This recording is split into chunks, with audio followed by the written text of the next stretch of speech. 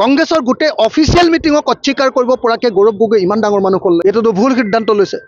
সেইকাৰণে মই ভাবোঁ যে গৌৰৱ গগৈ অহংকাৰ কমাব লাগিব, কংগ্ৰেছৰ অহংকাৰ কমাব লাগিব। এতিয়া কংগ্ৰেছে অসমত আঞ্চলিক শক্তিবিলাকক লাট মাৰিছে।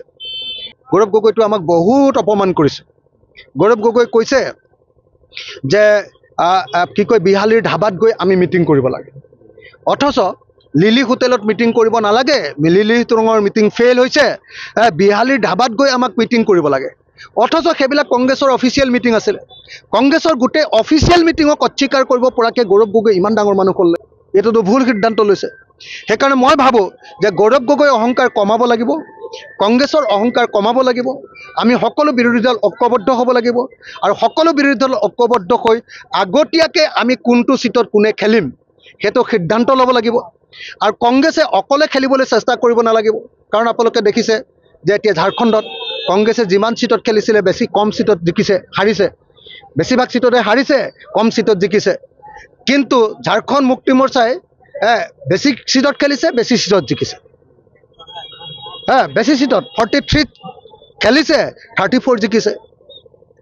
কংগ্ৰেছে ঢেৰ চিটত খেলিছে, হাৰিছে, মাত্ৰ 16টা চিটত জিকিছে। তো গতিকে কংগ্ৰেছে জিকিব নোৱাৰে। কংগ্ৰেছক মানুহে এতিয়ালৈকে গ্ৰহণ কৰা নাই। কংগ্ৰেছক তেতিয়াহে গ্ৰহণ কৰিছে যেতিয়া আঞ্চলিক শক্তিবিলাক ঐক্যবদ্ধ হৈ কংগ্ৰেছৰ লগত লগ লাগিছে। এতিয়া কংগ্ৰেছে অসমত আঞ্চলিক শক্তিবিলাকক লাট মাৰিছে, কংগ্ৰেছে আঞ্চলিক শক্তিবিলাকক আঁতৰাই পেলাইছে আৰু বিজেপিক সহায় কৰি দিয়াকৈ কংগ্ৰেছে নিৰ্বাচন খেলিছে। গতিকে কংগ্ৰেছে বিজেপিক সহায় কৰি দিয়াকৈ নিৰ্বাচন খেলাটো বন্ধ কৰিব লাগে আৰু সকলো আঞ্চলিক শক্তি আৰু কংগ্ৰেছ ঐক্যবদ্ধ হৈ আমি 2026 চনত বিজেপিক পৰাভূত কৰিবৰ কাৰণে আমাৰ ষ্ট্ৰেটেজি, আমাৰ ৰণকৌশল তৈয়াৰ কৰিব লাগে। তাৰ কাৰণে মই কংগ্ৰেছ দল আৰু আন সকলো মানুহকে ঐক্যবদ্ধ হৈ সাম্প্ৰদায়িক ফেচিবাদী বিজেপি দলক পৰাভূত কৰিবৰ কাৰণে আগবাঢ়ি আহিবৰ কাৰণে আহ্বান জনাইছোঁ।